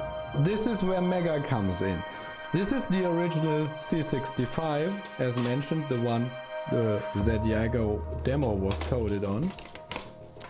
And this is what we have made. It's basically the same. Hey everybody, Zach Weddington here, director of Viva Amiga, and I am on the set of the Commodore Story. Billion to nothing in just about 3. That's a strange kind of genius, that Mehdi Ali. Because that was $1 billion company, 3 years, down the tubes to nothing. We are looking back on the retro scene from the technology of 30 years ago, but even today, the technology of tomorrow is being developed, and they're using the Amiga technology. And yeah, I'm sat here with my Amiga Pi, which I built. It just shows you that what they did really was truly something very special. Don't want some, person walking down the street with an Atari T-shirt and, breaking into a fight with someone with a Commodore T-shirt. That would be bad. Jackbusters, who are you going to call? Is a original Amiga T-shirt, very rare. This is actually from Workbench 2.0. Computer people at that time were, had a bad sense of humor. This is the famous Commodore supports its floppies. So that trip that I mentioned, the 60th anniversary of the Clearing the Lodge Get Out. So there were my parents, my aunt and uncle, one of my mother's sisters and her husband, and a bunch of that generation's kids, and then that generation's kids. And there's a wonderful picture of us taken in Birkenau at the end of the railway line. I am here at the National Museum of Computing, which is located in the historic Block H of Bletchley Park. So behind me is the Harwell Decatron, its original name. It is now the world's oldest working computer. I'll be building a computer museum in my office. In the second story of my office, there's a platform that will have a Commodore 64 running those games and several Amigas. I still have the original Amiga 1000 that I did all the graphics for Defender of the Crown on, and it still works fine. And it's all the monitors and everything that go with it. I've got CD32s, I've got CD-TVs, I've got Amiga 4000, Amiga 2000s, just everything. And so those will be lined up with all of their monitors running in my little computer museum.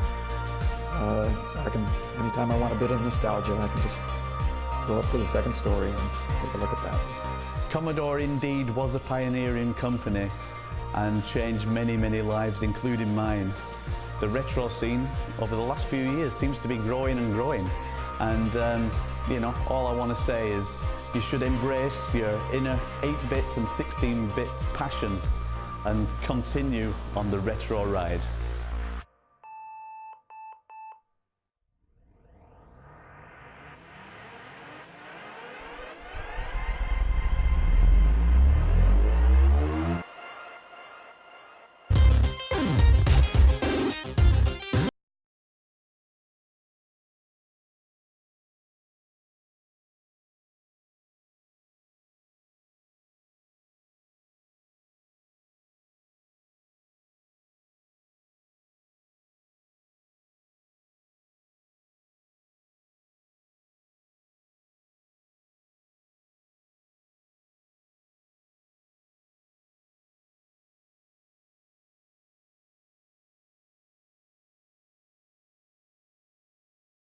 I'd like to dedicate this to my mom.